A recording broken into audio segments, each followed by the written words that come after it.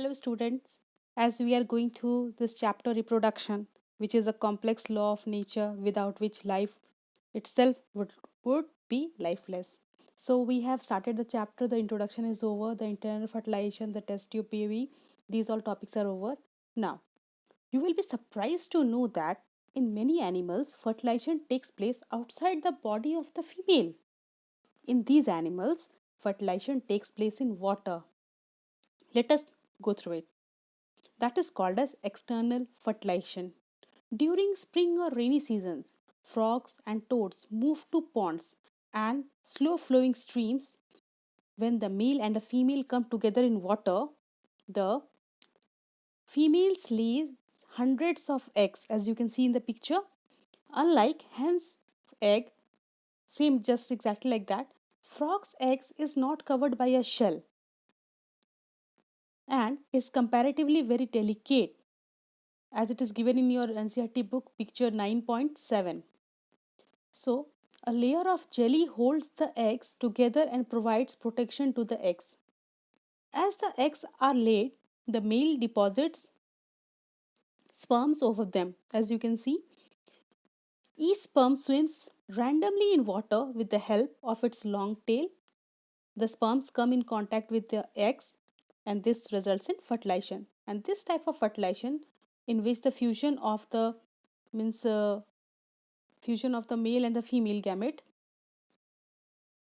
is taking place outside the body of the female, it is called as external fertilization. It is common in aquatic animals such as fish, starfish, etc. Though these animals lay hundreds of eggs and release millions of sperms, all the eggs do not get fertilized and develops into a new individual. The reason behind is that this is because the eggs and the sperm gets exposed to water movement, wind and rainfall. Also, there are other animals in the pond which may feed on eggs. Thus, production of large number of eggs and sperms is necessary to ensure fertilization of at least a few of them. Next topic is your development of embryo. This is an important topic. Fertilization results in the formation of zygote, which begins to develop into an embryo.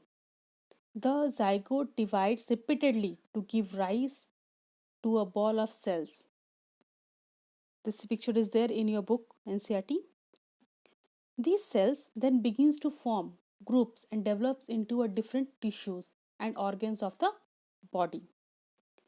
As you can see the stages, the embryonic development stages after the fertilized egg, it is becoming 2 cell stage, 4 cell stage, 8 cell stage, 18 cell stage, and finally it is called as blastocyst, and further processes takes place. The cells then begin to form groups that develops into different tissues and organs of the body. This developing sex structure is termed as embryo. And as this continuous development in the uterus gradually takes place, it keeps on developing into the body parts such as hands, legs, head, eyes, ears, etc. of the embryo, in which all the body parts can be identified. That identification point is called as fetus. And when the development of the fetus is complete, the mother gives birth to the baby. Internal fertilization takes place in hens also, but it's different from human being. Here is the chart, it's given the difference between external and internal fertilization. You can go through it. The fertilization in hens, how it happens, how it occurs. Let us read up and know about it. Some Soon after the fertilization, the zygote divides repeatedly and travels down the oviduct. As it travels down, many protective layers are formed around it. The hard cell that you see on the hen's egg is one of the such protective layer. After the hard cell is formed around the developing embryo, hen finally lays the eggs. The embryo takes about 3 weeks to develop into a chick.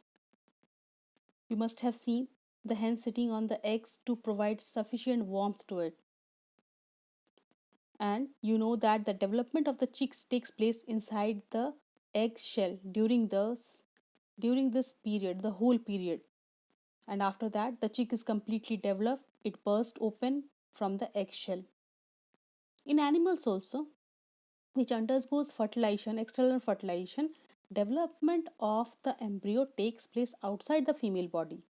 The embryo continues to grow within her egg's covering, and after the embryo develops, the egg hatches. You must have seen this in the numerous tadpoles swimming in the ponds and streams. Next topic is your difference between oviparous and viviparous. Oviparous and viviparous is a new word. It's not a new word for you. You have studied it in previous classes also. The animals which give birth to young ones are called as viviparous animals, and the animals which lays eggs are called oviparous animals. Here the difference is given. You can just note it down in your copies.